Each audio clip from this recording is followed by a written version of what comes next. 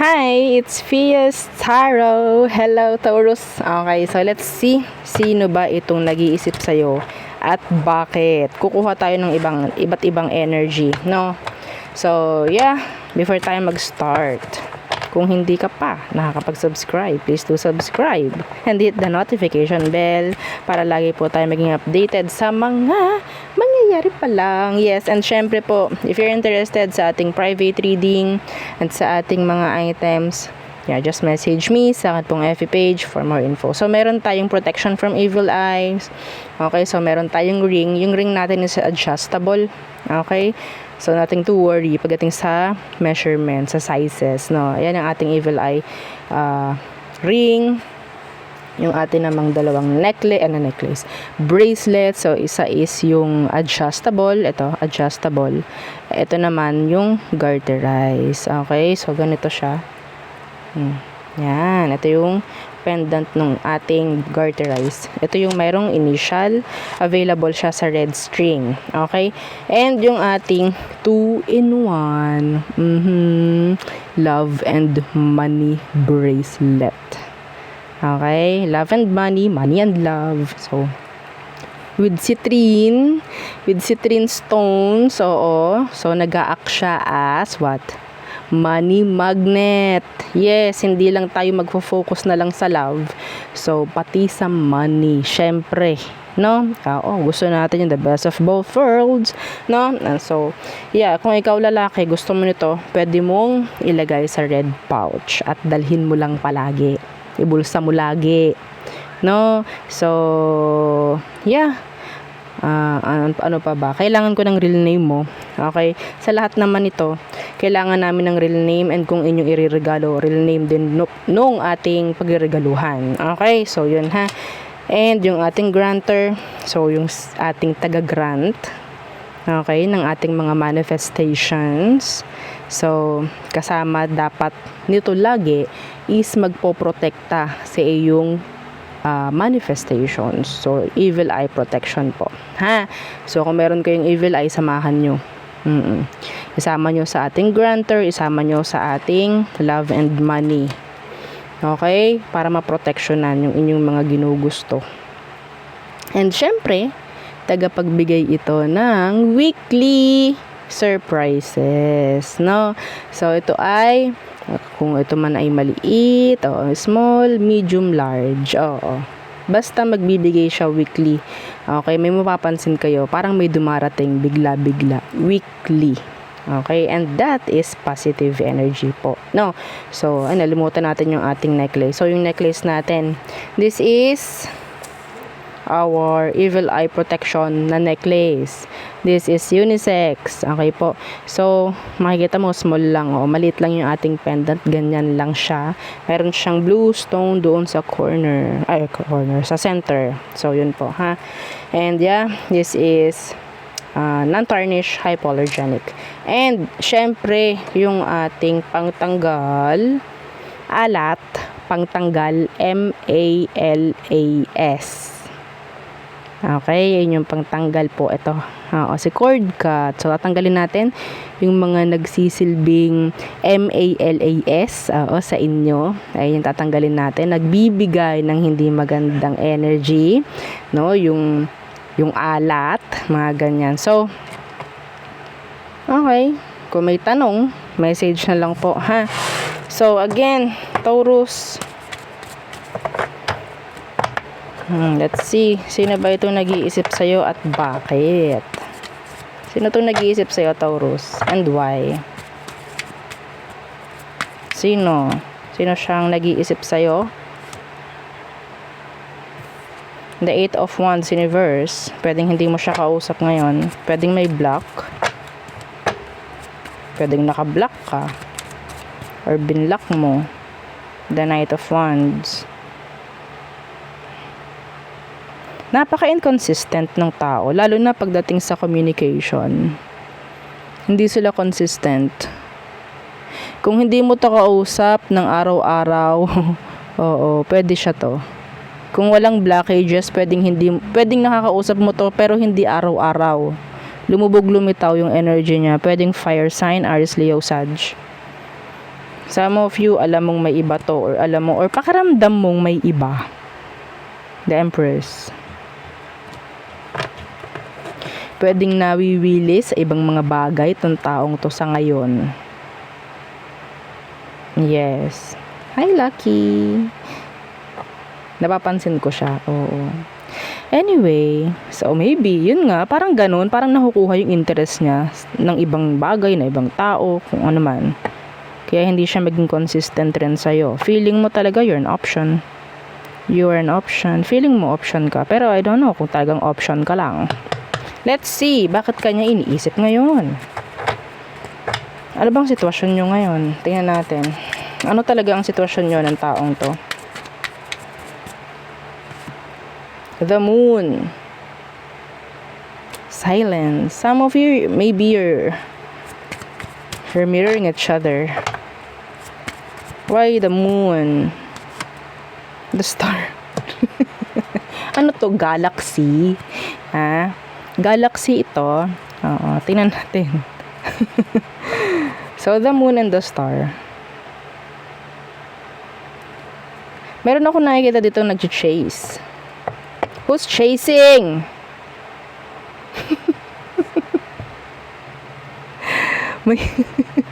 Alam nyo, to yung energy Taurus. Nayayamot na kasi habol ng habol pero parang hindi binibigyang pansin. I don't know, pwede sa situation may ganyan.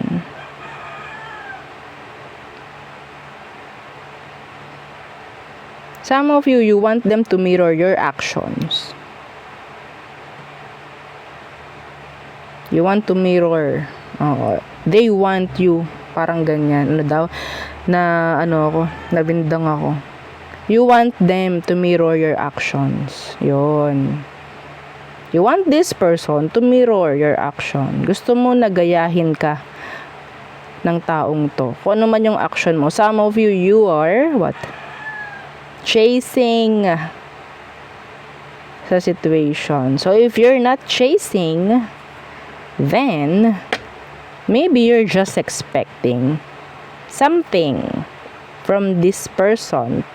So, kahit hindi man sa action mo pinapakita yung paghabol mo, sa frequency mo naman, okay, sa frequency mo naman nakikita ko na humahabol ka. Nayayamot ka na eh. Nayayamot ka na. So, let's see. Bakit kanya iniisip? Maybe they want the chase. Maybe they want the chase. Gusto nila na hinahabol mo sila. I don't know bakit kanila iniisip. Some of you, pwedeng ikaw itong tinigil mo yung paghabol mo. Physically, or emotionally. Pero sa frequency mo andun pa rin yung chase. Pwede meron ditong hindi na nagpakita ng pagkakagusto or ng paghabol. That is why this person is thinking, bakit kaya bigla na lang nag-pull away itong si Taurus? Tingnan natin. So, bakit kanya iniisip? Tingnan natin kung tama. So, ano pang dahilan? Bakit kanya iniisip? The 7 of Wands. Yes. Meron na ditong hindi nag-pursue. Meron na ditong hindi nagpilit. The 7 of Wands in reverse. The 4 of Pentacles in reverse. Yeah, this is letting go. Letting go. And the 9 of Swords. So, ito yung pag-iisip. Some of you, pwedeng tinigil mo to kasi mas lalo kang nai-stress. Mas lalo kang naiinis. Lalo kang nai-stress. Hindi ka rin naman makakuha ng kung ano man na gusto mo dito sa taong to. Para kang nagiging needy sa kanya. The Knight of Wands is somebody who is so charming. So charming. physically attractive, babae, lalaki. So, nandito yung cutting off, or sabihin nating pag-pull away, some of you, kaya kayo iniisip ng taong to. Yeah, the Eight of Swords. Nagiging malaking question mark. Bakit kaya? See, they're in their head. They're in their head. Pinapakita mo yung pagiging earth sign mo, Taurus. Pinapakita mo sa kanya. Yeah, you're guarded. You're being guarded now. You're blocking them. The Eight of Wands universe. Feeling nila, nabablock sila ngayon. Feeling nila, nawawalan ka na ng interest sa kanila. That is why, kaya kanila iniisip. Nawala yung chase. Pero hindi alam ng taong to, sa frequency mo, na talagang hinahabol mo pa rin siya. Yeah. Kahit sabihin, hindi ko naman po hinahabol na, no? Pero, natawag ng attention mo yung title nung ating video. Sino yung nag-iisip sa'yo? O, diba? So, Six of Cups universe. Meron ditong nabibitter, ha? Oo, the Page of Swords. Someone, yeah, this person, I think, they're stalking you, they're looking for you. Andyan yung malaking question mark kasi sa kanila, bakit mo ginawa ito? Ito yung tao na kinut off mo, Taurus, or ikaw itong nag-pull away, nag-step back sa kanya. Inisip ka niya, bakit ganon? Kaya kanya iniisip kasi they love the chase na ginawa mo before. They love it. They love it. Anyway, so tingnan natin sino pa. Taurus. Who else? O, diba? Sino pa ba itong nag-iisip sa'yo ngayon, Taurus? Taurus. Sino pa itong nag-iisip sa iyo ngayon? Anong kanyang energy? The Page of Swords universe. Pwedeng ini-stock mo or ini-stock ka ngayon. They're looking for you. Pwedeng lumalabas yung pangalan niyan, kung saan, naririnig mo yung pangalan niya, kung saan. Okay? What's with that Page of Swords universe? The Two of Cups universe. Yeah. Emotionally connected. Okay? There is tension here. The Seven of Wands. Block. May nangyaring disconnect sa inyo. Yeah, the world. Distance. May nangyaring disconnect or pagdistansya. Emotionally, physically, mentally sa inyo ng taong to. Now, they're looking for you or maybe again, they're stalking. Okay? So, bakit kanya iniisip ngayon? Anong gusto niyang mangyari? O, tingnan natin. Bakit kanya iniisip ngayon, Taurus? So, nagkaroon kayo ng disconnect nitong taong to. Ano daw? Okay, the Ten of Swords universe. They want the repeat. They want the repeat. Ayun la to totally mag-end. Okay, they want a repeat with you. The Ten of Swords universe. And the Five of Swords. Yeah. Yeah, they're really in their head. You're in their head. Okay, the Knight of Cups universe. Page of Coins universe. This person really wants to talk. They really want to talk. They really want to communicate. They're in their head. They're conflicted. Some of you, they will give you mixed signals. Or sabihin nating signs, no? Na iniisip ka nila. So, may chance na sa frequency, nagdurugtong pa rin kayo nitong taong to. Kaya minsan maririnig mo yung pangalan niya, mababasa mo, anything about this person, matitrigger ka eh. Parang ipapakita sa'yo ni universe na, yeah, they're still attached. They're still connecting to you. Sa frequency, sa energy, even sa 5D. Ano po yung 5D sa panaginip? They want a repeat. They want a repeat. Para tong kaluluwang hindi matahimik. Kailangan nila ng hustisya. Parang ganon. Okay? So yeah, the Ace of Swords in reverse, the Ace of Cups. See? They really want to talk.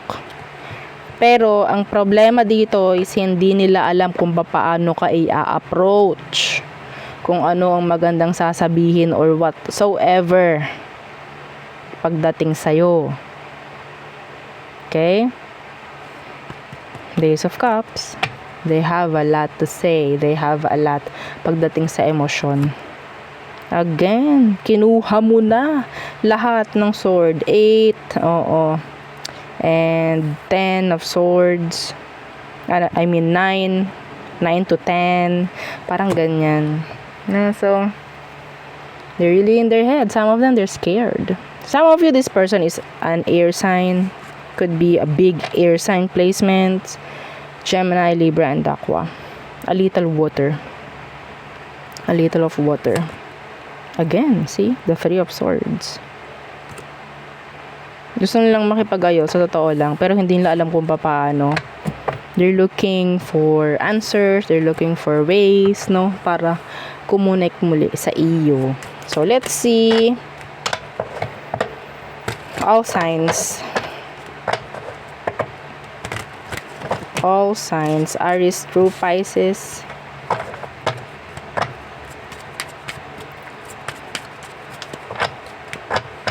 Okay. Oops. I'm not ready. Tumatalo ng iyong baraha, Taurus. Again, yeah. Habang nag-shuffle, don't forget to like, share, and subscribe. Okay? Aries. They want a new beginning. They see you as an opportunity. Taurus. A waste of time. Somebody is feeling a waste of time, maybe.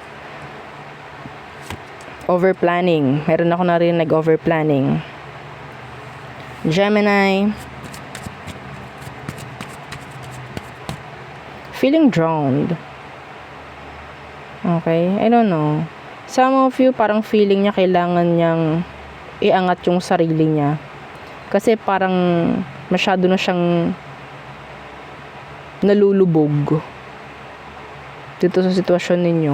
Kailangan niya, sabihin nating iniaangat na lang niya yung sarili niya para maging okay siya, pero deep inside, you're drowning. Cancer.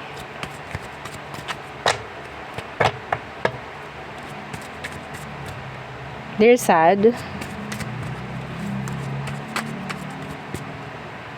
Okay, disappointed. They're crying. Parang si Cancer, siya na lang, parang ano sabihin natin, yeah, they're sad, pero sila din mismo yung parang nagko-comfort sa kanila, sila yung mismo yung parang umaalalay na lang din sa kanila. Feeling nila wala na silang pwedeng lapitan na Taurus. Parang ganun. Ako lang bahala sa sarili ko, like that. Leo.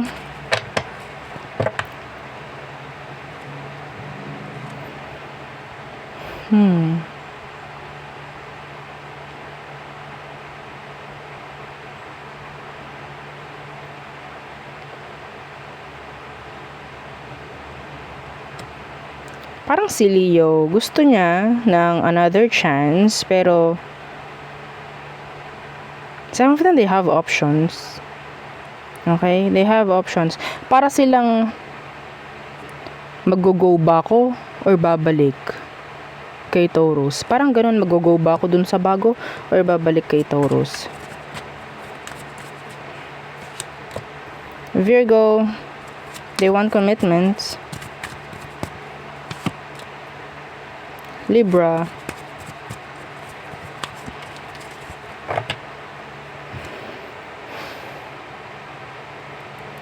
energetically, like, andun yung attraction.